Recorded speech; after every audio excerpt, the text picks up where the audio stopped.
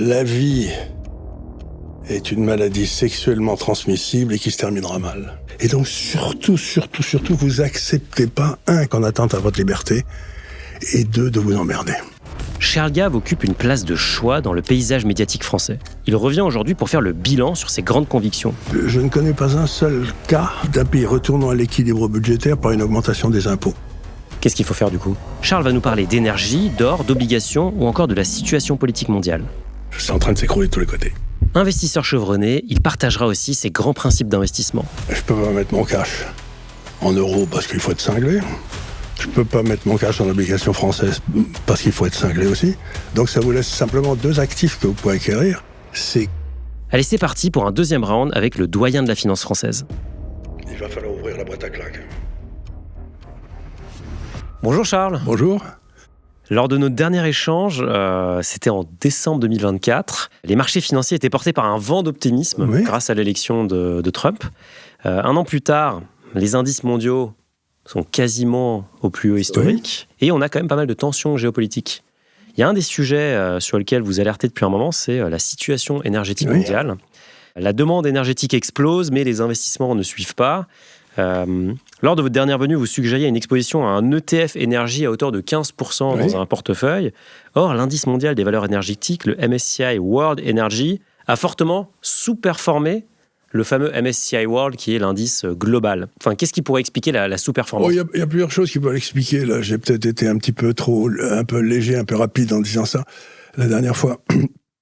La première, c'est que vous prenez l'indice, moi je prends l'indice, le S&P 500, et je compare ça au S&P, valeur énergétique américaine des non vertes.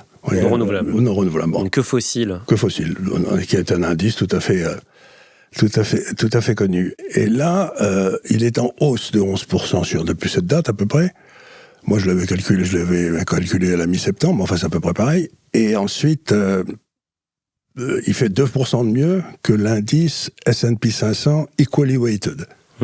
Et il fait 9% de moins que l'indice Standard & Poor's Market Cap Weighted. C'est-à-dire ce qui s'est passé, c'est que aussi bien l'indice mondial que l'indice Standard & Poor's, parce que maintenant l'indice mondial c'est 70 ou 75% les États-Unis, sont complètement déformés par ces 6 ou 7 valeurs, Nvidia, etc.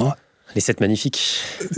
Les 7 magnifiques. Donc, ce qui est pas jouable pour un gérant normal, parce que si vous voulez avoir les 7 magnifiques en proportion de ce qui sont dans l'indice Standard & Poor's, vous allez être obligé de mettre 6 ou 7% dans chacune des valeurs, et vous allez vous faire ratatiner si jamais elle baisse. Vous voyez ce que je veux dire ? C'est-à-dire que la seule façon d'acheter ces trucs-là sans réfléchir, c'est d'acheter de l'indexation. À ce moment-là, vous achetez ces saloperies-là sans même y penser, quoi. Vous avez l'impression que vous achetez un portefeuille diversifié alors qu'il ne l'est pas. Donc ça, c'est la première des choses, c'est que dans la façon dont je considère les marchés, je ne regarde jamais les indices. Ce que j'essaie de faire, c'est de faire du 5 ou 6% réel avec une volatilité faible. Les indices, ils peuvent faire tout ce qu'ils veulent, ça m'est complètement égal. Mais ce qui m'intéresse, c'est la combinaison volatilité-rentabilité. Donc ça, c'est la première des réponses. La deuxième des réponses, qui est aussi assez intéressante, c'est que il faut jamais sous-estimer la Chine. La Chine, depuis 4-5 ans, et encore dans les 12 derniers mois, a fait des trucs tout à fait extraordinaires dans le domaine de l'énergie.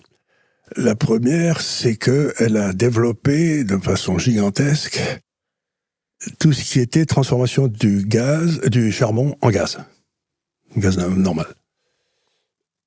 En reprenant les vieux trucs qu'avaient les Allemands pendant la Deuxième Guerre mondiale et qui avaient été ensuite exportés en Afrique du Sud, vous savez, transformation du charbon en essence ou en gaz. Et là, les capacités qu'ils ont mis en place, c'est à peu près quasiment l'équivalent d'1,5 million de barils jour. Donc ça rajoute à l'offre. Vous dites qu'il n'y a pas eu d'investissement. Il n'y en a pas eu chez nous, mais chez eux, ça y va. Ensuite, ils sont en train de faire des travaux. Ils ont fait la première transformation réussie du thorium pour faire des centrales nucléaires. Par exemple, dans la principale ville industrielle de Chine où ils font toutes les voitures, l'énergie entre 8h du matin et 8h du soir est gratuite, l'électricité. Donc nous, le prix de l'électricité monte, mais chez eux, parce qu'ils ont fait tellement d'investissements que c'est quasiment à la marge, c'est zéro. Vous savez que vous ne pouvez pas la stocker, l'électricité. Bien sûr, ouais. Sauf dans des produits finis. Donc, oui, il y a pas eu d'augmentation de l'offre chez nous.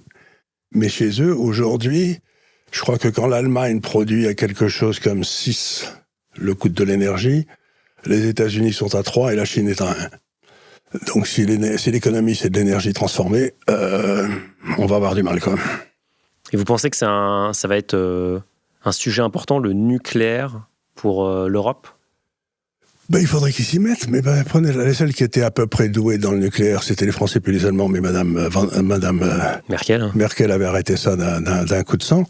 Mais aujourd'hui, par exemple, quand j'en parle à des gens qui étaient dans cette industrie, ils me disent, il n'y a pas un gars qui est sorti des arts et métiers depuis 20 ans qui a pris le nucléaire, quoi.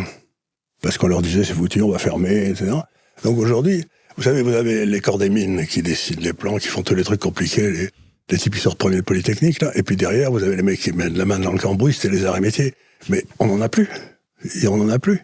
Et donc, je me suis laissé dire que EDF ou des gens comme ça allaient rechercher des types qui étaient à la retraite en leur disant, vous ne voudriez pas faire 4 ou 5 ans de plus parce qu'on ne trouve plus personne. Donc la filière a été mise à l'arrêt et ça a eu un impact sur l'attractivité, en fait. Si vous voulez, elle a été mise à l'arrêt il y a 20 ans par cet animal de Jospin qui a fermé Super Phoenix. Et à partir de ce moment-là, on s'est dit, c'est fini, quoi. C'était en 99. Donc, ça fait 26 ans. 26 ans, si vous sortiez des arts et métiers en 2001, 2002, 2003, vous disiez, le nucléaire, c'est pas vraiment le futur, quoi. Donc, si vous voulez, c'est toute la différence entre la Chine, où la quasi-totalité du politburo sont des ingénieurs, si j'ose dire des corps des mines, allez, les meilleurs, et chez nous, il y a que des avocats et des énarques. Alors, ils peuvent pas penser plus loin que la prochaine élection cantonale, quoi. C'est vachement important, mais l'horizon énergétique de la France à 30 ans, c'est pas leur truc, hein. Ils en sont complètement incapables. Il y a un métal qui est aussi une matière première qui vous a toujours beaucoup plu, c'est l'or. Vous avez été optimiste. Pas toujours. Si vous voulez, pour moi, l'or, c'est c'est une façon de shorter les banques centrales. Donc c'est une façon de prendre une position vendeuse contre les banques centrales. Voilà, vous dites les banques centrales sont en train de faire n'importe quoi. Parce qu'elles impriment de l'argent. Elles impriment de l'argent, elles souscrivent à des dettes de l'État qui ne seront jamais remboursées, etc. Donc avec leur bilan, c'est de la saloperie. Donc vous achetez un actif qui est dans le passif de personne, quoi. Donc, par exemple, de 80, j'avais recommandé de vendre l'or en 80, dans ma vie précédente. J'avais perdu le tiers de mes clients à Genève ce jour-là, d'ailleurs. Ils me disaient, vous êtes complètement fou, parce que l'or faisait son plus haut ce jour-là, hein, pas loin. Et puis, je suis redevenu positif sur l'or, je crois, en 2000, un peu après la crise sur l'euro, quoi. Donc c'est quoi, c'est 2012 2014, 15, ça doit faire 10 ans que je dis aux gens, Et je me tue à dire aux gens que l'or, c'est l'étalon de valeur, hein, un étalon de valeur. Et un étalon par exemple, le mètre, il fait pas un jour 1,50 m et le lendemain 50 cm. Vous voyez ce que je veux dire? Il fait 1 mètre, quoi. Donc, je me tue à dire aux gens, l'or ne monte pas ou ne baisse pas. L'or, 1 gramme d'or, ça vaut 1 gramme d'or, point barre. Et vous avez l'impression que le reste monte, mais c'est en fait parce qu'il baisse. C'est-à-dire que toutes les monnaies baissent par rapport au gramme d'or, c'est tout. Donc elles montent pas, elles se pètent la gueule. Si vous mesurez le Standard & Poor's 500 en or, à la place de le mesurer en dollars, vous voyez qu'il il est 30% plus haut plus bas que son plus haut qu'il avait été en 2000, quoi. Donc c'était pas la peine de se fatiguer à chercher des actions, puisque l'or fait mieux. Et là, à $4 000 de l'once, vous restez à ça? C'est toujours 1 gramme d'or. Tant que les banques centrales continueront à faire n'importe quoi. Je vous signale qu'un zéro coupon à 20 ans chinois, jusqu'à tout récemment, sur les 20 dernières années, a fait aussi bien que l'or. Et à quel moment vous changeriez de position sur l'or? Si on recommençait à me payer convenablement sur mon épargne. C'est-à-dire qu'il faut que les taux réels, il faut que grosso modo, le taux à 10 ans soit sur le PIB, au moins, la croissance du PIB. Et il faut qu'il y ait à peu près 200 points de base entre le court terme et le long terme. Donc j'ai une courbe des taux pentue avec 200 points de base et les taux longs accrochés. 200 points de base, 2%. De plus, voilà, 2%. Par exemple, aux États-Unis, ça va me les taux longs à 5,5. On est à 4,10. Donc il manque encore un petit peu. Mais si on monte à 5,5, le budget américain saute. Parce qu'avec la dette qu'ils ont aujourd'hui et quasiment tout à court terme, je vois pas comment ils vont s'en sortir. Pareil pour la France d'ailleurs. Vous êtes nombreux à vous poser des questions autour de l'argent pendant cette période de Noël. Ça tombe bien, j'ai écrit un best-seller sur le sujet vendu à 50 000 exemplaires, Investir pour être libre. Ce livre, c'est un condensé de tout ce que je sais et de tout ce que j'ai appris sur le sujet durant toutes ces années. Comment gérer un budget, comment placer son épargne, comment limiter les impôts, comment préparer sa succession. Et surtout, comment transformer l'argent en un outil pour atteindre vos objectifs. Ce livre, c'est un investissement dans vos connaissances, mais c'est aussi un beau cadeau pour votre famille ou pour des amis. Si ça vous intéresse, rendez-vous dans toutes les librairies de France, sur la Fnac ou sur Amazon. Allez, on retourne au talk. Dans un article du 2 juin 2025 sur votre site l'Institut des Libertés, vous disiez que les marchés obligataires anglais, français et américains sont devenus ininvestissables. Il ne faut donc y avoir ni cash ni obligation dans ces 3 pays qui souffrent d'un déficit d'épargne gigantesque. Oui. Pour lutter contre ce phénomène, vous préconisez un investissement dans les obligations chinoises. Oui, ça c'était, oui, bien sûr. Oui. Ça, comme maintenant, elles sont passées de 5 à 1,3. Donc ça commence, je suis un peu moins chaud sur les obligations chinoises parce qu'on a gagné beaucoup d'argent. Elles sont montées de 25% en capital, une obligation à duration constante à 10 ans, contre une perte de 25% sur les 3 autres. Là. Donc vous avez fait 50% d'écart en 2 ans ou 3 ans. Maintenant, je me dis qu'il faudrait peut-être aller regarder un peu du côté de l'Amérique latine, où il y a des rendements absolument extraordinaires. Quel pays? Le Brésil, tout ça vous donne du 6% indexé, je crois. Ou alors, vous allez sur les pays marginaux en Asie, du style de l'Indonésie, parce que là, comme la Chine est en train d'organiser une zone monétaire autour d'elle-même, on peut penser qu'ils vont stabiliser les taux de change de ces gars-là petit à petit, et que donc les taux longs indonésiens vont aller doucement vers les taux longs chinois. Quoi. Il va y avoir une convergence des taux. Quoi. Donc, il y a des choses à faire dans les marchés obligataires, mais c'est plus aussi évident qu'il y a 2 ans ou 3 ans. Quoi. Il y a un autre facteur qui est important, c'est que la croissance monétaire du dollar, elle est plus forte que la croissance de l'économie américaine. Toujours, oui, bien sûr. Ce qu'on appelle le débasement monétaire. Oui. Pourquoi c'est une information qui compte, ça, selon vous, pour les investisseurs? Mettons que vous ayez 100 gars qui aient un diplôme d'agrégation de maths. Et puis vous dites, s'il n'y en a pas assez, il faut qu'on améliore le nombre, ce qu'a fait M. Chevènement avec le bac. On va maintenant faire baisser la qualité et on va avoir maintenant 1000 gars qui vont avoir l'agrégation de maths. Est-ce que vous croyez qu'ils seront aussi bons professeurs? Les 900 qui pouvaient pas y arriver avant et qui maintenant, on leur donne le titre d'agrégé alors que c'est rien. Donc si vous produisez une valeur de 100 et une valeur de 200 pour la monnaie, ben ça veut dire qu'il y a un loup quelque part, ça veut dire que votre monnaie vaut pas grand-chose, quoi. Et ça va être quoi l'impact à moyen long terme sur les marchés? Pour les marchés, c'est très simple. C'est-à-dire que vous avez à peu près... moi, je m'y perds maintenant. Je crois que c'est 1500 trillions. De dettes? De dettes mondiales. Je crois que c'est quelque chose comme ça. Et le marché des actions, ça représente à peu près 1000 trillions. Donc les marchés obligataires, c'est 50% de plus que le marché des actions. Bon, vous êtes un type normal. Vous vous dites, je peux pas mettre mon cash en euros parce qu'il faut être cinglé. Je peux pas mettre mon cash en obligation française parce qu'il faut être cinglé aussi. Donc ça vous laisse simplement 2 actifs que vous pouvez acquérir, les actions et l'or. C'est-à-dire que structurellement, les actions et l'or vont monter vis-à-vis des obligations. Ça contredit un peu la théorie historique du 60% actions, 40% obligations, le portefeuille que quelque part on nous mettait dans le berceau et qu'on nous disait qu'il allait nous porter jusqu'à la retraite. On vous mettait dans le berceau, vous êtes jeune mon garçon. Vous êtes très très jeune. Ça vient d'un... Vous vous souvenez des 4 cadrans? Bien sûr, je les ai juste après. Vous les avez juste après. Bon, les 4 cadrans, vous savez, vous avez donc actions, or, cash, obligations. Bon, très bien. Si vous n'avez pas d'inflation pendant 40 ans, qu'est-ce qui se passe? C'est que les 2 cadrans du haut, vous avez besoin de l'or et vous avez besoin du cash, vous n'en avez jamais besoin, parce qu'il n'y a jamais d'inflation. Donc pendant tout le 19e, on a été en déflation. Donc le portefeuille de base était toujours en obligations et en actions, 60-40, puisqu'elles étaient corrélées négativement, et qu'il y en avait un qui montait, l'autre baissait, et ainsi de suite, ça marchait très bien. Bon. Mais à partir du moment où vous avez une période inflationniste de débasement de la monnaie, la partie obligataire, vous ne voulez plus l'avoir. Et donc, c'est ce qui s'est passé. Nous, on a écrit toute une série de papiers au milieu des années 2012-2013, en disant le portefeuille 60-40 que tout le monde a parce qu'il marche depuis 40 ans, ça va plus marcher. Moi, j'étais dans les années 70, où il y a eu une très forte inflation. Celui qui avait 60-40, il a perdu 40% de sa capital en 10 ans, quoi, en termes réels. Celui qui avait été 60 ans en actions et 40% en or, il s'en est sorti comme un dieu. Donc, ce que je veux dire, c'est que cette idée que le 60-40, c'est perpétuel si les banques centrales font pas n'importe quoi. Vous pouvez faire un 60-40 si vous voulez aujourd'hui en Chine, mais vous pouvez pas le faire en France. En France, justement, il y a récemment eu un député qui a pris la parole à l'Assemblée nationale. Ça m'inquiète, ça. Voilà, ça commence bien. Et il a il a traité les actionnaires de parasites. Alors, des millions de Français sont actionnaires via les PEA, via les assurances vie, l'épargne salariale, etc. Qu'est-ce que ça vous inspire, ce genre de déclaration ? Une grande lassitude. De voir à quel point les gens qui nous gouvernent sont incompétents et comprennent rien à l'économie. La quasi-totalité, et y compris de la droite française, il n'y a pas vraiment de différence. La quasi-totalité des classes dirigeantes françaises se sont convertis au marxisme, dans lequel vous avez le capital d'un côté, qui est dans l'ensemble très méchant, et de l'autre côté, le travail, qui dans l'ensemble est très gentil. Et si vous mettez du capital et du travail ensemble, vous allez avoir de la croissance.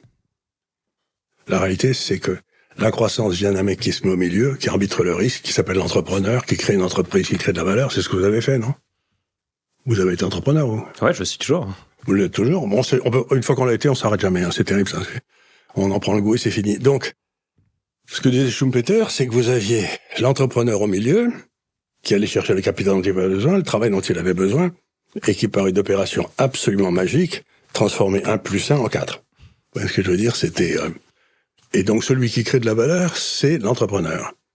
Et toutes les études sociologiques de qualité, faites autour de la loi de Pareto, vous savez, la loi des 80-20, montrent que 80% de la valeur dans un pays est créée par 20% des gars, et que dans ces 20% des gars, 80% est créé à nouveau par 20% des gars. Donc, vous avez à peu près 4% des gars qui font 60% de la valeur. 20% de 20%. 20% de 20%. Donc, c'est ce qu'on raconte dans les évangiles. Vous n'êtes peut-être pas un spécialiste, mais avec la parabole des talents, le fonctionnaire, lui, il va enterrer son talent à chaque fois. Mais les deux autres entrepreneurs qui les doublent, ils le font bien. Donc, l'entrepreneur, c'est le paratonnerre à risque dans le système, c'est celui qui prend le risque. Il y en a 5 sur 6 qui échouent. C'est dramatique d'ailleurs, mais c'est comme ça. Ils ont droit à rien, ils n'ont pas droit au chômage, ils ont droit à cadavre. Ils échouent. Et celui qui réussit, tout le monde le traite de salaud parce qu'il gagne trop d'argent. C'est complètement invraisemblable, parce que je vous donne un exemple. Tout le monde a gueulé parce que M. Arnault avait gagné je sais pas combien l'année dernière, ses bénéfices ou j'en sais rien. Bon, je suis bien content qu'il ait gagné de l'argent, cet homme, parce que il a créé plein d'emplois en France. Mais surtout, ce qu'il y a d'étonnant, c'est que EDF, qui est géré par ces génies, comme le député dont vous parlez là, a perdu 23 milliards d'euros à cause de manœuvres complètement invraisemblables de bêtises du gouvernement français, et qu'il n'y a pas une commission d'enquête sur pourquoi l'EDF, qui avait tout son matériel amorti, comment EDF peut perdre 23 millions d'euros. C'est même pas possible. Vous voyez ce que je veux dire ? Donc, il faudrait que ce député se penche sur tous ces gens qui dépensent de l'argent de nos impôts et qui ne servent à rien. Là, il se penche sur les gens les actionnaires, ils prennent un risque, la société peut faire faillite. Lui, ce brave garçon, il est probablement fonctionnaire, puis il est passé à l'Assemblée. Et donc, s'il est battu, ce qu'il mérite d'ailleurs d'être, il retournera sans doute à son poste de travail de précédent, où sa carrière aura avancé comme si rien ne s'était passé. Donc vous avez un gars qui ne prend aucun risque dans sa vie, qui se permet de porter des jugements de valeur sur des gars qui en prennent et qui mettent la vie de eux et de leurs enfants et de leur famille en jeu. Comment dire ? Il y a des claques qui se perdent. Là. Moi, ce que je dis toujours, j'ai été un vieux joueur de rugby, c'est que de temps en temps, l'entraîneur nous disait il va falloir ouvrir la boîte à claques. Quand j'entends ces gars à la chambre, j'ai vraiment ouvrir la boîte à claques. J'ai envie de leur mettre des claques, tellement ils sont nuls. La dernière fois, vous m'aviez dit qu'on était dans une trappe à dette en France. On continue, plus que jamais. La trappe à dette, c'est simplement ce qu'on appelait en langage de tous les jours autrefois, quand on était en cavalerie. Vous vous empruntez pour payer les intérêts de la dette. Et donc, la dette monte encore plus vite, mais vous empruntez pour payer les intérêts en espérant que personne ne remarquera. Donc aujourd'hui, les intérêts de la France est dans ce qu'on appelle un déficit primaire. C'est-à-dire qu'elle est en déficit hors service des intérêts. Ça veut dire qu'on est cuit, quoi. Si votre dette s'accroît de 5-6% par an et que votre richesse s'accroît de 2% par an, vous n'avez qu'à regarder les pentes des deux exponentielles, à un moment, vous allez avoir un problème. Vous ne savez pas quand, mais c'est absolument inévitable. Justement, là, pour le projet de loi de finances 2026... Vous avez vu que déjà, les rentrées de TVA sont en baisse de 10 milliards, on ne sait pas pourquoi. On a perdu 10 milliards, ouais. Qui est la première recette de l'État. C'est la première. Mais pourquoi ? Parce que les gens vont plus acheter. Évidemment. C'est très étonnant d'ailleurs que ça n'ait pas été simplement mis sur la table. Ça vient de là en fait. C'est juste. C'est la baisse de la consommation. C'est la baisse de la consommation. Vous n'avez qu'à voir partout. Les gens s'évitent partout. Allez vous balader à l'avenue Victor Hugo.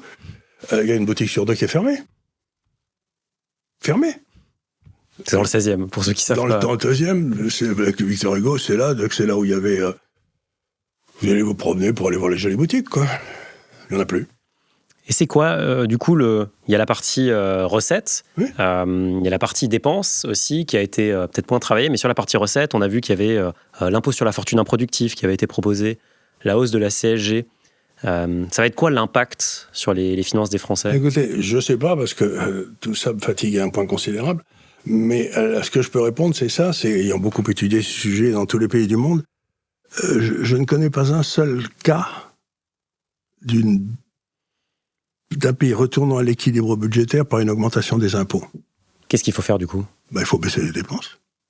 Et ça, il y a des exemples de pays qui l'ont fait avec succès ? Tout ce qui a marché. Les seuls qui ont marché, c'était des gars qui ont payé les dépenses. C'était Chrétien au Canada, c'était Thatcher en Angleterre, c'était... Est-ce que c'est Milei en Argentine ? C'est ce que fait Milei en Argentine. Il n'y a plus que 7 ministères en Argentine, il en a supprimé 25. Combien on a de ministères aujourd'hui ? 34 ? On est ruinés, on a 34 ministères ? Non mais ils sont fous, quoi. Ils sont fous comme des lapins, tous. Et il y a, je crois, plus de 1000 hautes autorités, grands conseils, etc., qui coûtent quelque chose comme 130 milliards d'euros par an. Et j'ai vu qu'il y avait un grand conseil sur la lutte contre le bruit. Je suis sûr qu'il doit y avoir des voitures de fonction, des secrétaires, des bureaux. Puis vous en avez un autre qui est un grand conseil pour les relations entre le Parlement et le Sénat. Ils ne peuvent pas se téléphoner, ces deux couillons-là. Oui, je veux dire, mais vous imaginez pas ces grands conseils, ces grandes autorités, mais à quoi ça sert ? En France existe toujours le plan. Mais c'est le seul pays au monde où il y a encore un service du plan. Vous savez, on est fous, quoi. Il faut supprimer tout ça. Moi, j'ai été dans les affaires toute ma vie. Quand vous prenez une affaire, la première des choses que vous regardez, vous demandez au comptable, donnez-moi les 10 plus grosses dépenses. Puis vous regardez les 10 plus grosses dépenses et vous dites à quoi ça sert. Et si le type il sait pas à quoi ça sert, vous la supprimez, quoi. Et pourquoi c'est si compliqué, ça ? Parce que ça paraît évident. Mais c'est là où ils ont mis tous leurs copains. Vous savez, c'est une république de copains, la France. Donc, vous avez mis votre petite amie, votre maîtresse, votre fils dans toutes ces hautes autorités, ces grands conseils, ou vous-même, d'ailleurs, à la retraite, ou votre meilleur ami parce qu'il a été battu aux élections. Et donc, vous avez une résistance féroce, parce qu'à ce moment-là, vous attaquez les... On scie la branche sur laquelle on est assis, en fait. Voilà. Faut pas s'imaginer qu'on est gouverné par des gens qui veulent le bien commun. On est gouverné par des gens qui sont là. C'est ça la grande différence avec mon enfance, où quand j'étais enfant, il y avait des hauts fonctionnaires, comme Guillaume de l'Ouvrier, qui étaient ce que j'appelais des moines soldats, si vous voulez. Ils terminaient pauvres, mais c'était incroyable le boulot qu'ils faisaient. Et puis aujourd'hui, toute la haute fonction publique est devenue corrompue. Et ça, c'est nouveau, parce que dans l'histoire de France, les politiciens étaient toujours vaguement corrompus, parce que ça va avec le terrain, ça, c'est pas grave. Mais les hauts fonctionnaires, ils étaient absolument... Ils étaient intouchables, enfin, ils étaient impeccables. Impeccables, c'était des... Et puis, depuis Mitterrand, j'en ai vu beaucoup parmi mes amis qui ont gagné beaucoup d'argent. Hein. Et j'ai pas très bien compris pourquoi. C'était pas bien. Ils pourraient reprendre une société nationalisée, ils demandaient des stock options, on leur donnait. Cette société nationalisée se faisait racheter par une grande société américaine. Et hop, leurs stock options étaient exercés et ils touchaient 250 millions. Et l'administration des finances leur donnait le droit d'aller toucher les 250 millions à Londres pour pas avoir d'impôt dessus. Mais je l'ai vu 10 fois. Pourquoi vous restez, Charles ? Parce que j'aime ce pays.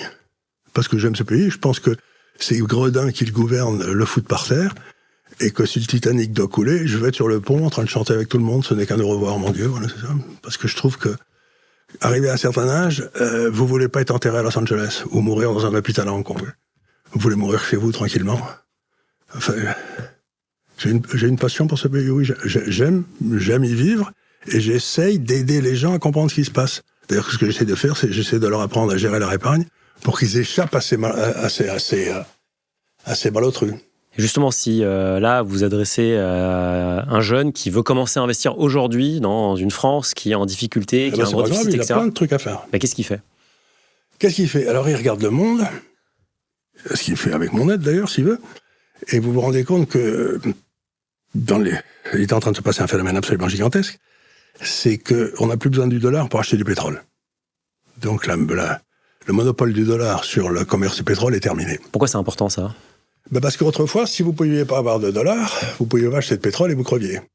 Donc les États-Unis contrôlaient tout le monde par le dollar. Et comme ils avaient fait extraterritorialiser leur dollar, si par exemple la France faisait du commerce avec le Soudan, ils n'aimaient pas ça, et ils mettaient 12 milliards d'amendes à la BNP. Donc, Ce qu'ils ont fait. Ce qu'ils ont fait. Donc on était, en quelque sorte, on n'avait pas de souveraineté dans l'utilisation de la monnaie du commerce international. La souveraineté était entière pour les États-Unis. À partir du moment où vous pouvez payer avec votre monnaie, la France peut faire tout le commerce qu'elle veut avec le Soudan si elle le fait dans sa monnaie. Et donc, à ce moment-là, ça change tout. Ce qui veut dire qu'aujourd'hui, vous allez avoir... Regardez ce qui s'est passé, la guerre ukrainienne. Qu'est-ce que ça fait ? Les Européens disent, avec le talent qui les caractérise, aux Russes, vous sortez des pieds, on vous achète plus rien.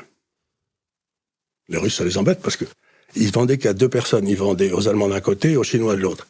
Donc tout le monde a dit, si vous vendez maintenant qu'aux Chinois, vous allez devenir une colonie de la Chine. Ils vont être obligés de céder. Mais les Russes, ils sont d'excellents joueurs d'échecs. Donc ce qu'ils ont fait, c'est qu'ils ont fait d'immenses lignes verticales qui parlent de Mourmansk, là-haut tout en haut, et qui descendent jusqu'à l'Inde. De canaux, de routes, de tout. Ce qui fait que pour la première fois dans l'histoire de l'humanité, toutes les matières premières du nord de l'Asie vont arriver dans le sud de l'Asie, en passant par la terre, et non pas par la mer, donc les Américains ne peuvent pas l'empêcher, et qui vont payer avec leur monnaie. Il n'y a plus de contraintes du commerce extérieur sur la quasi-totalité en Asie, des pays qui ont des excédents d'épargne monstrueux d'ailleurs. Ça veut dire qu'on va avoir un boom en Asie, mais inimaginable. Vous imaginez même pas ce qui va se passer, et ce boom va être centré sur Hong Kong, parce que tout ce commerce se fera certainement pas en dollars. Ce qui est beaucoup plus malin, parce que la Chine a ce coup de peau d'avoir 2 monnaies. Elle a le yuan, et elle a le dollar de Hong Kong. Et elle a une place financière qui est en dollars de Hong Kong. Donc, maintenant, dans 15 ans, la place financière qui dominera le monde, c'est Hong Kong. Vous le savez déjà, quoi. Ce qui est arrivé aux voitures va arriver à Wall Street. Pareil. Et donc ça veut dire quoi sur les investissements que devrait faire ce jeune qui débute ? Ça veut dire un truc terrible. Vous regardez, aujourd'hui, tout ce qui dépend de l'État français, c'est dans une mer de noir. Hein. Vous regardez les grandes sociétés françaises. Vous prenez les grandes sociétés industrielles. Vous avez un indice MSCI européen des sociétés industrielles. Les sociétés industrielles françaises font 26% de l'indice. Combien font les sociétés allemandes ? Probablement 40 ? 21. C'est-à-dire que l'appareil industriel français est beaucoup plus important que l'appareil industriel allemand, mais ils n'ont pas une usine en France. Parce qu'ils sont orientés évidemment vers l'international. Ils ont été forcés parce qu'on ne pouvait pas gagner de l'argent en France. Et donc, si vous pensez qu'il va y avoir un boom comme ça en Asie avec un effet de networking incroyable, et que Air Liquide ne va pas gagner de l'argent, que Schneider ne va pas gagner de l'argent, que Saint-Gobain ne va pas gagner de l'argent, vous allez bosser dans une société et vous dites, est-ce que vous pourriez me nommer Hong Kong, s'il vous plaît ? Et vous allez être au cœur de la croissance. Ça va être incroyable. Et pas un pays au monde n'est mieux placé que la France pour faire ça. Sauf si on reste avec cette imbécilité à Bruxelles, mais ça, c'est autre chose. Il y a un autre pays qui vous plaît, je pense, c'est la Norvège. La Norvège, c'est un pays intéressant, mais... Ils ont un fonds souverain gigantesque, le plus grand monde. Ils ont le plus grand monde, mais il y a aussi ce qui s'était passé. Ce qu'on avait appelé la malédiction du pétrole, c'est que ça développe des mentalités de rentiers. Tout à fait. On a fait une vidéo sur le sujet, d'ailleurs. Ah oui, c'est possible. Ce qui est passé en Hollande, quand votre travail ne vaut plus rien parce que vous avez hérité de votre papa, vous n'avez pas le moral, quand même. Il faut, pour qu'un homme soit heureux, que lui valorise son travail et que les gens autour de lui le valorisent. Tandis que si tout vient d'un chèque qui arrive de l'État parce qu'ils ont eu du pot d'avoir du gaz en dessous de la Norvège, ça ne détonne pas. Alors, je veux dire quelque chose sur les fonds souverains. Il y a des braves politiciens en France qui disent qu'il faut faire un fonds souverain. Mais on a la BPI, moins de 30 milliards. Ouais, moins de 30 milliards. Mais pour qu'on fasse un fonds souverain, il faut qu'on ait un excédent d'épargne. Il faudra commencer par là, ouais. Si on n'a pas d'excédent d'épargne, ça veut dire qu'on va emprunter de l'argent aux gens comme ça à gauche, là, à moi et à vous. On va nous le piquer d'ailleurs. Et ensuite, on va le confier à un inspecteur des finances qui va le brûler en faisant n'importe quoi, quand même. Non ? Donc, il faut commencer vers l'excédent d'épargne, et de là, on passe au fonds souverain. Je peux vous raconter une petite histoire, comment s'est créé le fonds souverain d'Abu Dhabi. Vous savez, Adia, parce que c'est un vieux copain qui s'appelle Arab Al-Darmaki qui l'a créé, que je connais depuis 40 ans. Il était tranquillement en 73 en train de faire ses études de médecine aux États-Unis. C'était une bonne famille d'Abu Dhabi. Il reçoit un coup de téléphone du shir, là, qui lui dit « Arabe, j'ai un problème. Il y a plein de pognon qui arrivent dans les banques. Je sais pas pourquoi et je sais pas comment faire. C'est un bon problème. Oui, un bon problème. C'était le moment où le pétrole était passé de 1 à 30, vous savez, c'était ça. Donc il y avait du pognon qui arrivait, oui, ça c'est sûr. Et alors, ils rentrent, parce que souvent il avait dit de rentrer, ils rentrent. Et ils créent Adia, maintenant qu'il y a 1200, 1300 milliards de dollars d'investissement, ce qui est gigantesque. Mais ils ont commencé par avoir des excédents d'épargne. Si vous n'avez pas d'excédent d'épargne, où est-ce que vous allez le prendre, le pognon? C'est-à-dire que la plupart de ces bons à rien dans l'Assemblée, etc., confondent impression d'argent et épargne. Vous pouvez avoir une épargne minable, on est en déficit d'épargne, mais si la Banque centrale imprime de l'argent, ça donne l'impression aux gens qu'on peut faire un fonds souverain en lui donnant des billets. Mais c'est mon histoire des diplômes tout à l'heure, ça veut rien dire. L'épargne, c'est une réalité physique. L'argent, c'est un mythe. Ou si vous imprimez tout l'argent que vous voulez, il ne vaudra rien. C'est comme au Zimbabwe, sinon. Ça vaut des... C'est comme au Zimbabwe où les billets valent des trillions. Oui, les billets valent des trillions, oui, ça, j'ai vu ça. Donc, si vous voulez, comment marche le système économique? Les gens ne comprennent pas. C'est que vous avez un stock d'épargne qui est fait par des petites fourmis travailleuses, là, vous savez, vous et moi, allez, on est pas bien, on est sérieux.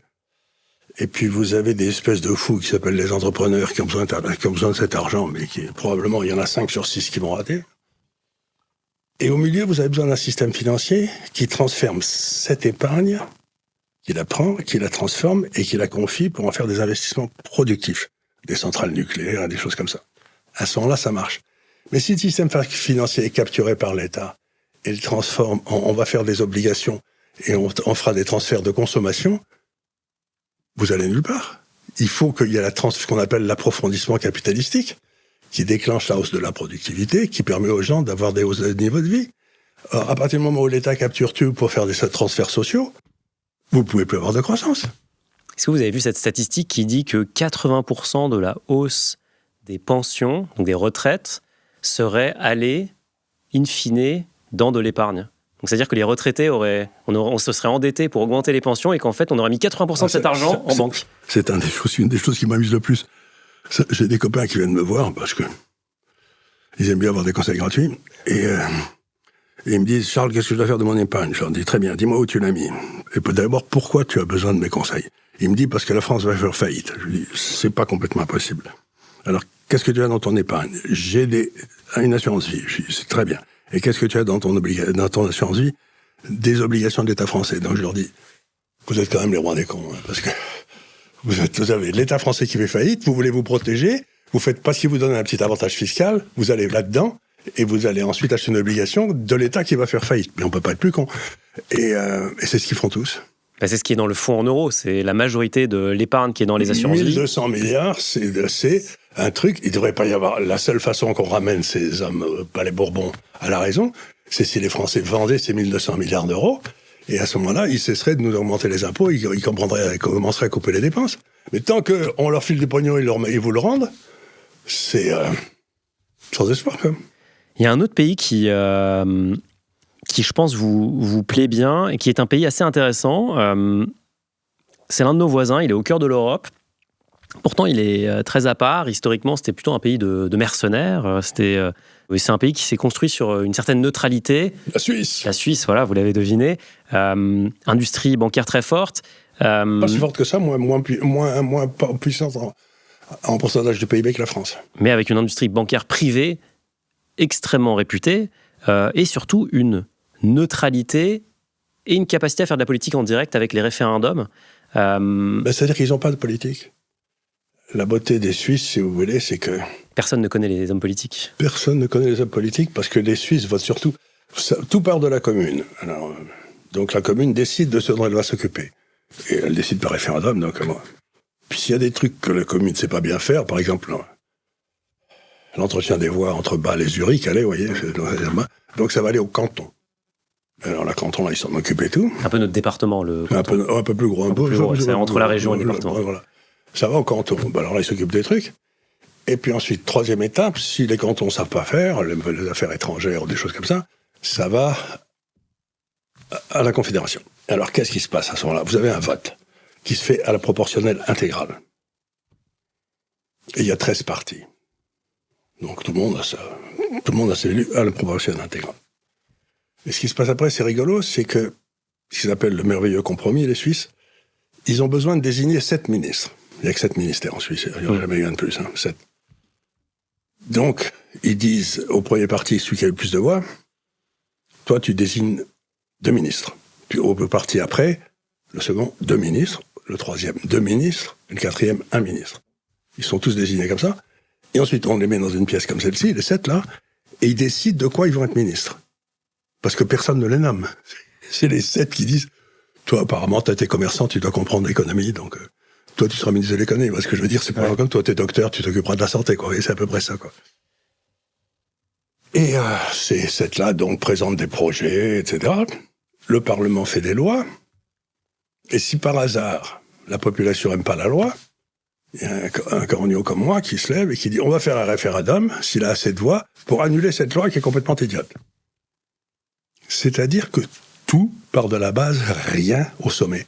Ça fait longtemps qu'ils n'ont pas eu de génie. Alors, ils avaient créé une espèce d'ENA il y a 40 ans, pour gérer un peu tout ça, là.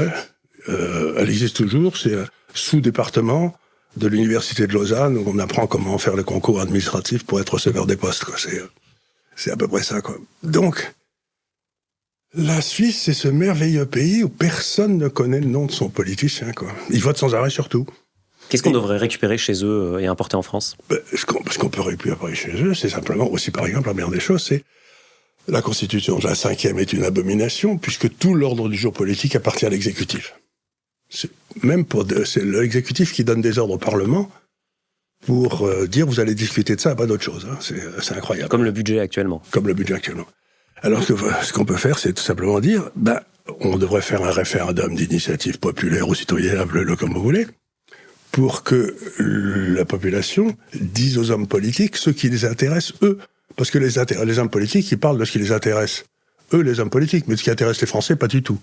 Parce que là, on pourrait dire, on aimerait que vous nous fassiez faire un référendum, je sais pas, sur l'immigration, par exemple, ou sur des sujets comme ça. Et à ce moment-là, ça réintroduirait le politique dans le système, et ça réintroduirait le souverain. Parce que moi, il y a quelque chose qui me fait rigoler. C'est que, par exemple, en France, on rend la justice, si vous êtes condamné, c'est au nom du peuple français. Bon. En Angleterre, vous êtes condamné, ce qui est beaucoup mieux, au nom du roi d'Angleterre. C'est plus chic. Mais alors, à partir du moment où une décision de justice est prise par une cour de justice européenne, la Cour européenne des droits de l'homme, etc., et que vous êtes condamné par elle, cette justice est rendue au nom de qui ? Qui est le souverain ? C'est-à-dire qu'ils sont en train de monter des systèmes juridiques à l'extérieur qui n'ont plus de souverain et que eux nomment. C'est-à-dire qu'on peut plus les déloger. On est en train d'arriver dans un système où le souverain, d'après tous ces gars-là, c'est plus le peuple, c'est le droit. Le droit que eux font. Donc on est en train de rentrer dans un gouvernement des juges qui n'a plus rien de démocratique. Regardez le Conseil constitutionnel qui annule un vote du Parlement parce que c'était pas bien vis-à-vis des droits de l'homme. Mais attendez une seconde, le Parlement, il est souverain, non ? Le Conseil constitutionnel, qu'est-ce que c'est ? C'est une assemblée de 7 vieux crétins qui ont tous des casiers judiciaires. Parce que pour être Conseil constitutionnel, il faut avoir un casier judiciaire. Roland Dumas, Juppé, ils ont tous des casiers judiciaires. Donc un gendarme peut pas avoir un casier judiciaire, mais les gars du Conseil constitutionnel, ils en ont tous un. Donc vous vous dites, il y a une mafia criminelle qui a pris le pouvoir et qui se débrouille pour le garder en utilisant le droit et non plus le vote. Ben, c'est honteux. Vous voyez ce que je veux dire ? C'est-à-dire qu'il y a eu on n'est plus du tout dans un système de démocratie, mais plus du tout.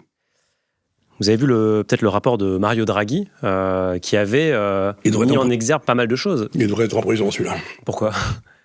Mario Draghi, parce qu'il a fait au moment où l'Italie devait rentrer dans l'euro, il a fait des accords de swap avec Goldman Sachs, je crois, je sais plus, c'était Morgan Stanley ou l'un des deux, dans lequel il a caché une partie importante de la dette, parce que tout le monde savait qu'elle était là, c'était pour qu'il puisse rentrer parce qu'il avait moins de 70% de dette alors qu'il en avait 110, quoi. Et puis ensuite, quand la dette réapparue, on a payé 3-4 milliards à Morgan Stanley de pénalité, parce que ça avait coûté de l'argent, ce truc-là. Donc Mario Draghi, si vous voulez, ayant fait un faux en écriture publique, en Italie, pour rentrer dans logiquement, il devrait être en prison, mais pas du tout. Il a été nommé président de la commission, après avoir été le patron du service des finances de l'Italie, président de la... oui. BCE. Et puis ensuite, gouverneur de la BCE, puis ensuite, il a été Premier ministre, et puis maintenant, il est au conseil de qui? Goldman Sachs, probablement. Ben évidemment. Si vous trouvez que ça ne mérite pas la prison, tout ça, c'est que vous avez une idée un peu creuse de ce que c'est que l'éthique, quoi. Vous l'avez dit tout à l'heure, c'est les entrepreneurs qui créent de la valeur. Il n'y a que. C'est quoi, selon vous, les pays, les 3 pays, s'il fallait en citer que 3, qui traitent le mieux les entrepreneurs aujourd'hui? Alors, le plus étonnant, celui qui va toujours, parce que j'ai beaucoup travaillé avec lui aussi, c'est les États-Unis. Parce qu'il y a quelque chose de très extraordinaire aux États-Unis, où ils ont très bien absorbé cette notion. C'est que, si vous cassez la gueule en France en tant qu'entrepreneur, vous êtes barré à la Banque de France, c'est fini, vous êtes foutu. Aux États-Unis, est-ce que vous prenez un type comme Steve Jobs, le créateur d'Apple? Tout le monde me dit quel entrepreneur inouï, mais ce qui est extraordinaire, c'est le nombre de fois où il s'est cassé la gueule. La majorité du temps, d'ailleurs. La majorité, il s'est ramassé des gamelles, mais... il s'est fait virer de sa propre boîte. Il s'est fait virer de sa propre... qu'il avait créé. Et puis il est revenu. Et puis il est revenu après avoir créé les trucs de dessins animés à Walt Disney. Pixar. Et donc c'était un type... D'ailleurs, il est devenu riche avec Pixar, pas avec Apple. Il est devenu riche. Bonjour, mon vieux, tu es beau comme tout, toi. Tu es une belle bête. Moi, j'ai des chiens aussi toujours au bureau avec moi. Et donc, ce qui est étonnant, si vous voulez, c'est que quand vous allez aux États-Unis, vous pétez la gueule, et vous dites, t'inquiète pas, mon grand, ça va mieux aller la prochaine fois, et la prochaine fois, tu viens me voir, et je te filerai du pognon à nouveau. Donc, il y a cette compréhension presque instinctive aux États-Unis que, pour réussir, la contrepartie, c'est qu'on échoue. Quand j'étais gamin, il y a quelques années, j'allais skier, je skie comme un cochon d'ailleurs. J'ai commencé à skier, j'avais 50 ans, donc je suis pas bon. Et j'avais une petite fille qui skiait avec nous et notre moniteur, là. Et elle, toute fière à la fin de la journée, elle a dit, moniteur, je suis pas tombé une fois. Et il lui a dit, c'est que t'as pas vraiment essayé, ça veut dire que t'as fait aucun progrès pendant la journée. Mais la contrepartie de l'entrepreneur, c'est qu'il accepte de se gameler. D'ailleurs, c'est l'humain qui meurt le plus tôt dans les statistiques démographiques. Parce qu'il vit tout le temps en étant mort de trouille, en se disant, ça va pas durer, ça va pas durer, ça va pas durer. Donc les États-Unis, un pays. Les États-Unis, ça, c'est tout à fait remarquable. Hong Kong, c'est poilant. Votre patrie de cœur, j'ai l'impression. Ma patrie de cœur, Hong Kong, c'est le pays qui devrait pas marcher, il y a rien. Et ça marche au teneur de Dieu parce qu'il faut une paix royale, quoi. Et ça a été créé par les Anglais. Et ce qui est curieux, c'est que pendant que l'Angleterre était en train de s'enfermer avec le Parti travailliste, c'est tout, ils nommaient des gouverneurs de bonne qualité à Hong Kong, qui faisaient exploser Hong Kong. Et il y en avait un que j'aimais particulièrement. L'histoire est vraie. Il y a ces hauts fonctionnaires qui viennent lui dire Monsieur le gouverneur, on a un problème. Et il dit, ah bon, qu'est-ce que c'est? Ils disent, on a un gros déficit extérieur, c'est une balance commerciale déficitaire. Alors le gouverneur la regarde et dit, je vais prendre une mesure importante, vous vous en souviendrez, tout le monde lui dira, qu'est-ce que vous allez faire, monsieur le gouverneur? Je vous interdis de publier les statistiques du commerce extérieur. Parce qu'à partir du moment où vous avez des statistiques du commerce extérieur, tous les corneaux vont commencer à crier pour avoir des droits de douane, des subventions, des trucs, des machins. Et Hong Kong n'a jamais eu de... J'adore Hong Kong parce que tout marche. Alors, les Hongrois, ce qui est terrible à Hong Kong, c'est qu'ils pensent tous qu'ils parlent l'anglais. Et alors, ils vous parlent anglais et vous avez des grands moments de solitude.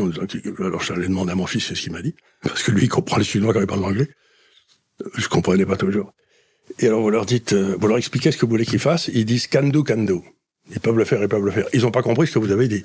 Mais ils vont le faire quand même. Et s'ils ne le font pas, ce sera un cousin, ce sera un frère. Il n'y a pas de droit du travail à Hong Kong. Il y a un droit des contrats. Vous passez un contrat avec votre société. S'il y a un problème, vous allez devant les tribunaux de commerce. Et c'est traité. Donc, il n'y a pas de droit. Il n'y a pas de... Et tout marche. Les hôpitaux, le port, les transports en commun, c'est propre. Il n'y a jamais de criminalité. Enfin, c'est... Hong Kong, si vous voulez, c'est à mourir de rire. Tellement rien ne devrait marcher et tout marche. Il y a toutes les populations de la Terre qui sont là. Vous avez des Indiens, vous avez tout. Et quand j'étais à Hong Kong, il y a 15-20 ans, il y avait 5000 Français. Aujourd'hui, il y en a 20 000. Il y a beaucoup plus de Français qu'aujourd'hui que d'Anglais à Hong Kong. Pourquoi? Parce que c'est la patrie des entrepreneurs. Vous essayez un truc, mais par contre, si vous nagez pas, vous coulez. Hein. Il n'y a pas de filet. Il n'y a pas de filet. C'est fou comme ça stimule, comme vous apprenez vite à nager, quoi. Vous avez dit tout à l'heure le mot droit de douane. Ça a été quand même un thème récurrent avec Trump, qui a imposé des droits de douane à tout le monde, notamment à la Chine, qui peuvent aller jusqu'à 60%. La Chine, du coup, a lancé un plan de relance massif pour compenser la perte des marchés américains. Comment vous lisez toute cette situation autour de ce thème droit de douane avec Trump? L'empire américain est en train de s'écrouler. C'est une réalité. Ils n'ont plus le monopole sur l'énergie, les armes que font les Russes sont les meilleures, ils vont perdre la guerre en Ukraine, enfin bref, c'est en train de s'écrouler de tous les côtés. Donc, quand un empire s'écroule, le rôle d'un grand leader national, comme Atatürk en Turquie, quand l'empire turc s'est écroulé, c'est d'extraire la nation de l'empire qui s'écroule. Et c'est un boulot qui est très difficile, ça. C'est un peu ce qu'a fait De Gaulle au moment de la décolonisation, si vous voulez. Il a essayé d'extraire la France de l'empire qui s'écroulait. Bon. Ce que essaye de faire Trump, c'est d'extraire les États-Unis de l'empire qui s'écroule. Et alors, quand vous êtes un empire, comme tout le monde dans votre empire fait du commerce dans votre monnaie, d'ailleurs, si vous ne le faisiez pas, quand des types comme Kadhafi ou Saddam Hussein ont essayé de faire du commerce en autre chose que le dollar, leur espérance de vie a chuté très rapidement, vous voyez, c'est... Donc, s'ils imposent l'usage de leur monnaie, le cours forcé, en quelque sorte, par la force, littéralement. Maintenant, ils peuvent plus le faire. Alors, on a un léger problème, c'est que, par exemple, la quasi-totalité des banques centrales dans le monde avaient besoin de faire des réserves de change en dollars pour acheter leur énergie. Pas pour acheter des produits aux États-Unis, c'était pour acheter l'énergie. Aujourd'hui, vous n'avez plus besoin de dollars pour acheter votre énergie. Mais il y a 5 000 milliards de dollars de réserves qui sont dans les banques centrales aujourd'hui, qui ne servent plus à rien. Et donc, le gros problème de Trump, c'est de se dire comment je vais réussir à faire rentrer ces 5 000 milliards aux États-Unis sans déclencher un cataclysme, quoi. Alors, ce qu'il fait, c'est qu'il dit, comme ils produisaient plus rien aux États-Unis, puisque l'Empire produisait pour eux, ils avaient plus besoin. Il y avait les Japonais qui faisaient les voitures. Ils disent, on va forcer les Japonais, on va mettre des taxes pas possibles sur les Japonais. Déjà, ça fera rentrer quelques milliards de dollars. Et puis ensuite, la deuxième chose que je ferai, c'est que je dirais aux Japonais, je continuerai à vous mettre des droits de douane de plus en plus élevés, sauf si vous faites vos usines de voitures. Vous les rapatriez. Vous les expatriez du Japon et vous les mettez chez moi. Vous les délocalisez. Vous les délocalisez et ça fera encore quelques milliards de dollars. Et puis vous dites aux gens, vous savez, nous les États-Unis, on est quand même les meilleurs dans tout ce qui est technologie, il n'y a pas à chier, donc on est en train d'inventer un truc qui s'appelle l'intelligence artificielle. On va dominer ça, mais alors vous allez voir, ça va être écrasant. Et donc, si vous voulez, dans vos portefeuilles, participer à l'intelligence artificielle, ces 5 000 milliards de dollars qui seraient à l'extérieur, vous devriez les mettre dans Nvidia, quand même. Et donc, il espère faire rentrer ça comme ça, petit à petit, et que le prix des actifs américains monte, et que lui, il développe la base, ça lui laisse le temps de développer la base. Ça peut marcher, mais ça va être sportif. Vous avez parlé de l'intelligence artificielle. Ce qui est très paradoxal, c'est que quelque part, on parle beaucoup de Nvidia, mais Nvidia ne fabrique pas les puces. C'est TSMC, qui est une entreprise taïwanaise. Qui est à 100 km de la Chine. Exactement, qui est à côté de la Chine. La Chine qui pourrait un jour décider d'envahir Taïwan. Jamais. Pourquoi jamais? Pour une raison très simple, c'est que vous regardez, et c'est une raison géographique. Vous regardez Taïwan, c'est très beau. Formose, ça voulait dire la belle île en portugais, je crois. C'est une île superbe. Mais c'est une série de falaises face à la Chine, avec simplement 3 plages. Donc si vous voulez organiser un débarquement, bonne chance les gars, parce que les trois plages en question, elles sont surveillées, c'est pas... J'imagine. Et puis c'est à 100 km, c'est pas 15 km ou 20 km comme le Pas-de-Calais, quoi. Et enfin, dans les 600 dernières années, la Chine n'a jamais déclenché une guerre. Dans l'ordre hiérarchique, vous avez tout en haut le mandarin, le type qui est très compétent, là. Puis vous avez le commerçant, puis vous avez l'agriculteur, et puis tout en bas, vous aviez le soldat qui était vraiment la dernière des... Donc les Chinois n'ont pas un grand respect pour le soldat, quoi. Et donc, il a fait ça pendant 500 ans, ils n'ont pas eu de guerre. Donc, la Chine n'a jamais attaqué personne de son histoire depuis 500 ans, quoi. Bon, ils ont pris le Tibet parce qu'ils considéraient que c'était à eux, mais et surtout parce que ça contrôle toutes les eaux qui vont vers l'Asie. Donc ça agace beaucoup les autres. Les Indiens, ils aiment pas avoir les Chinois qui contrôlent le Gange, quoi. Je vais vous raconter une histoire qui est une histoire vraie. Il y a 20 ans, ou 30 ans, je sais plus, j'ai rencontré à Taïwan le ministre des Affaires étrangères. de Taïwan. Et je lui ai dit, alors, comment ça va avec la Chine? Bon, ça va. Et je lui ai dit, qu'est-ce qu'ils vous ont mis comme ligne rouge, que vous ne devez pas franchir, parce que sans ça, ils tapent. Oh, c'était il y a 30 ans. Et il m'a dit, ça, ils nous en ont mis 2, et qui risquent pas de changer. La première, si on devient force nucléaire, ils nous rentrent dedans. Si on développe une bombe atomique, ils nous rentrent dedans, mais tout de suite, quoi. Deuxièmement, si on déclare notre indépendance, ils nous rentrent dedans. Mais sans ça, c'est une autre histoire qui est connue, c'est Malraux qui était allé reconnaître la Chine pour De Gaulle, etc., et qui demande à Zhou Enlai, qui était le grand diplomate de l'époque, qui était un type très brillant. Il lui dit, alors, monsieur le Premier ministre, qu'est-ce que vous pensez de la Révolution française? Et Zhou Enlai le regarde, lui dit, c'est un peu tôt pour répondre. Ils n'ont pas la même notion du temps que nous. Dès le moment où vous admettez qu'un jour, Taïwan et la Chine, ils seront ensemble, un jour. Mais surtout, vous demandez, personne, ils veulent pas qu'on précise, parce qu'ils n'ont pas du tout envie que... Et voilà. Donc, et puis les Chinois, ils trouvent que c'est beaucoup moins cher d'acheter tous les ingénieurs de TSMC et de foutre à Shanghai que de commencer une guerre. Comment vous voyez l'IA et l'impact que ça a sur les marchés financiers? Il y a quand même des valorisations qui sont gigantesques. Vous l'avez dit, Nvidia a un poids énorme. 5 000 milliards de dollars, c'est n'importe quoi.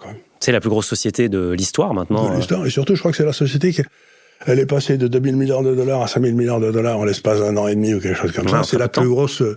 Attendez, c'est quoi la capitalisation boursière de la Bourse de Paris? Ça doit être 3 000 milliards. 2300 milliards de mémoire. Voilà. Donc 3 000 milliards de dollars. Donc, en un an et demi, vous avez une valeur qui a pris de la valeur de toutes les valeurs françaises. C'est complètement idiot, quoi. C'est complètement imbécile.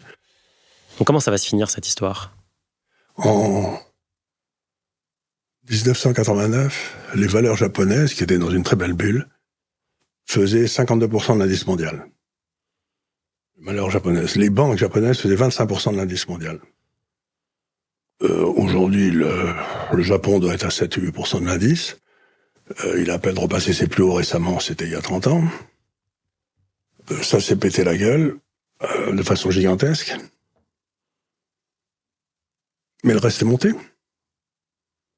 Donc ce que je dis aux gens, c'est vous savez qu'il va y avoir un boom gigantesque en Asie, vous savez que ce boom va être centré à Hong Kong, donc vous achetez les banques de Hong Kong parce que même elles gagneront de l'argent, même HSBC réussira à gagner de l'argent, ce qui est pas... Et puis de l'autre côté, ce que vous faites, c'est que vous achetez Schneider, Air Liquide, et que vous avez 2 sortes de croissance. La croissance par l'invention, la croissance schumpeterienne, ou la croissance par une meilleure utilisation du travail, du capital et des hommes. C'est la croissance ricardienne. Eh bien, les gens, depuis 15 ans, ont gagné de l'argent uniquement avec la croissance schumpeterienne. Et je me tue à leur dire, les 15 prochaines années, ça va être une croissance ricardienne. Donc celle-ci va se dégonfler, celle-là va monter. Et ça m'est égal.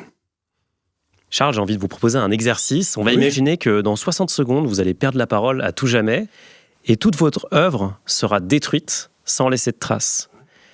C'est quoi la pensée la plus utile que vous voulez partager à ceux qui nous regardent et qui nous écoutent? Si vous vous emmerdez, faites autre chose. Ne restez pas dans un endroit où vous vous ennuyez. On n'est pas... La vie est une maladie sexuellement transmissible et qui se terminera mal. Elle est mortelle, généralement. Elle est mortelle. Et donc, elle est courte. Et donc, surtout, vous acceptez pas, qu'on attente à votre liberté, et 2, de vous emmerder. Amen. Je vous propose de finir par le chrono finari. Je vous propose 2 options. Vous me donnez celle que vous préférez avec une explication très courte. Le pétrole à $200 ou bloqué sous les $100? C'est embêtant, si vous voulez, mais moi, j'aurais plutôt tendance à dire bloqué sous les $100 parce que on sous-estime tous sans arrêt les progrès invraisemblables que fait la Chine dans la création d'énergie. Et s'il n'y avait que nous, il serait à $200 déjà. Mais avec la Chine, je suis bluffé par ce qu'ils font dans le domaine énergétique. L'or à $6 000 ou retour sous les 3 000? Alors, il y a une autre solution pour que les États-Unis s'en sortent, c'est qu'ils ont un stock de dette gigantesque, vous savez, et en particulier, 20 ou 25% de cette dette est tenue par les étrangers. Donc, mettons qu'il y ait 8 000 milliards de dollars de dette détenue par les étrangers en dehors des États-Unis. Et si le dollar ne vaut plus rien, les États-Unis peuvent décider de faire passer l'or de 4 000 à 18 000, où leur stock d'or couvrirait leur dette extérieure. Donc la réponse à votre question, c'est 18 000. Bourse mondiale, enfin les marchés actions au plus haut, c'est une opportunité ou ça demande de la prudence? Ils sont pas au plus haut. Si vous le mesurez contre l'or, ils sont au plus bas. Investisseur débutant, vous lui recommandez un ETF monde? Non. Ou le portefeuille antifragile? Je lui recommande de choisir 10 valeurs qui n'ont rien à voir avec les États. Et c'est pas tellement facile, parce que, par exemple, les pharmaceutiques, ça a tout à voir avec les États, etc. Donc, 10 valeurs plutôt industrielles. C'est-à-dire, je crois qu'on va réassister dans le monde au grand retour de l'industriel. Après la tech? Après la tech. Parce que maintenant, c'est bien joli, mais si vous voulez mettre en réseau la moitié du corps du genre humain dans un rayon qui fait 4000 km autour de Hong Kong, c'est 52% de la population, 80% de la croissance, c'est à peu près 85% de l'épargne mondiale qui est là. Si vous voulez qu'ils commencent à se parler les uns aux autres, là, il va falloir des investissements absolument gigantesques qui dépendront des investissements, des inventions qui ont déjà été faites, mais qui auront besoin d'ingénieurs pour les mettre en place. Donc j'ai l'impression, si vous voulez, si j'avais un jeune en France, je lui dirais, si tu veux rester en France, tu fais Saint-Cyr, et si tu veux te barrer, tu fais ingénieur, quoi. Mais tu fais plus finance. Le leadership mondial, dans les 10 prochaines années, vous le voyez plutôt à Washington ou à Pékin? Non, il va y avoir un triumvirat mondial qui fait Moscou, Pékin, Delhi. Et c'est là où ça va se passer. C'est-à-dire que ce sera un triumvirat. Et pour la première fois depuis très très très longtemps, les pays sont sur la terre ferme. C'est-à-dire, vous savez qu'en géopolitique, ou vous dominez par la mer, ou vous dominez l'Asie. Et donc là, on est en train de passer d'une domination par la mer qui arrivait des Anglais, puis ensuite aux États-Unis, à une domination sur la terre par ces 3 pays. Et ça, c'est sympa parce que ça va tout changer. Selon vous, la plus grande menace, c'est la dette ou c'est la démographie? C'est nos hommes politiques. Merci Charles. Merci beaucoup.